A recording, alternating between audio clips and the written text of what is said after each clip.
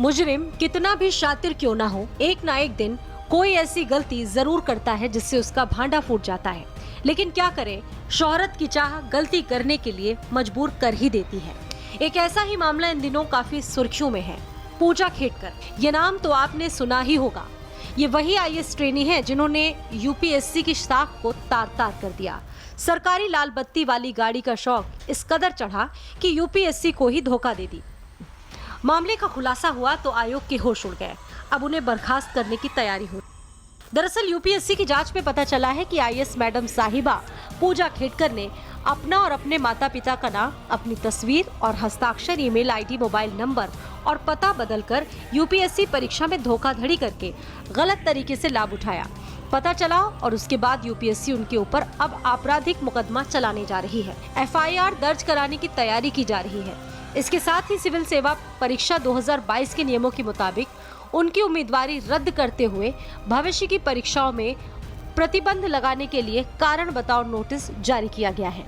UPSC में शामिल होने के लिए अलग अलग वर्गों के लिए अलग अलग आयु सीमा निर्धारित हुई है। सामान्य वर्ग के उम्मीदवारों की अधिकतम आयु 32 साल निर्धारित हुई है, जिसमें कुल 6 बार एग्जाम दिए जा सकते हैं।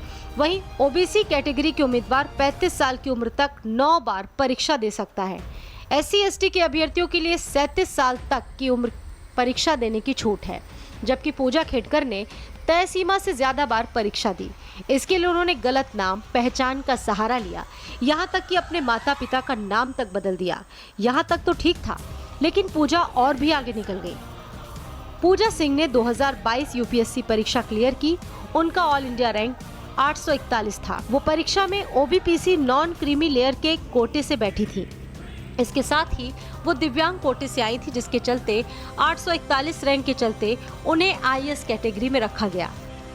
ट्रेनिंग के बाद पूजा को ट्रेनी आईएएस अफसर के तौर पर असिस्टेंट कलेक्टर बनाकर पुणे कलेक्ट्रेट ऑफिस में तैनाती दी गई। मुख्य कहानी यहीं से शुरू हुई। अपॉइंटमेंट लेटर मिलते ही पूजा ने कलेक्टर ऑफिस इंचार्ज को फोन करके और व्हाट्सएप पर मैसेज करके इंचार्ज लेने की बात कही।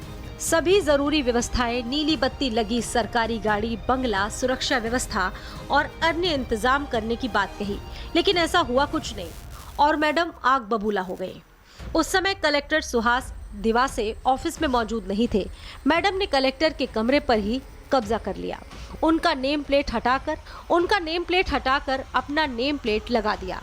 इतना ही नहीं, सारे फर्नीचर बाहर निकलवा दिए और अपनी ऑडी कार में लाल बत्ती लगवा दी।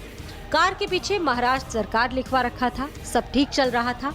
अगले दिन जैसे ही कलेक्टर साहब ऑफिस पहुंचे, अपने कमरे का नजारा देख उनके होश उड़ गए। मैडम के बारे में पता चला तो वो हैरान रह गए कि एक ट्रेनी आईएएस सीधे कलेक्टर का चार्ज कैसे ले सकता है।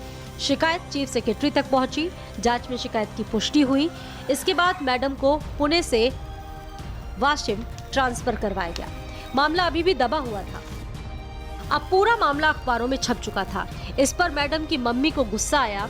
वो मीडिया को धमकाने लगी, लेकिन मीडिया कहाँ डरने वाली। मम्मी की एक फोटो निकाली जिसमें वो पिस्टल लहराते हुए किसी को धमका रही थी। मामला धीरे धीरे तूल पकड़ने लगा तो पापा का भी कारनामा सामने आ गया। वो भी कभी आईएएस थे। रिटायर होते समय उनकी 40 करोड़ से ज्यादा की संपत्ति थी। पिता लोकसभा चुनाव भी लड़ चुके हैं। आयोग को उनके द्वारा सौंपी गई संपत्ति का ब्यौरा उनके साथ ही उनकी बेटी के लिए मुसीबत बन गया। ब्यौरे में उन्होंने पत्नी और बेटी का नाम भी दिया था, जिससे पता चला कि पूरा परिवार करोड़पति है, जबकि बेटी ओबीसी नॉन क्रीमी लेयर कोटे से यूपीएससी परीक्षा पास की थी, जबकि उसकी संपत्ति 17 से 20 करोड़ रुपए है। अब पुलिस ने जिन धाराओं में केस दर्ज किया है, उसमें पूजा की गिरफ्तारी तय है।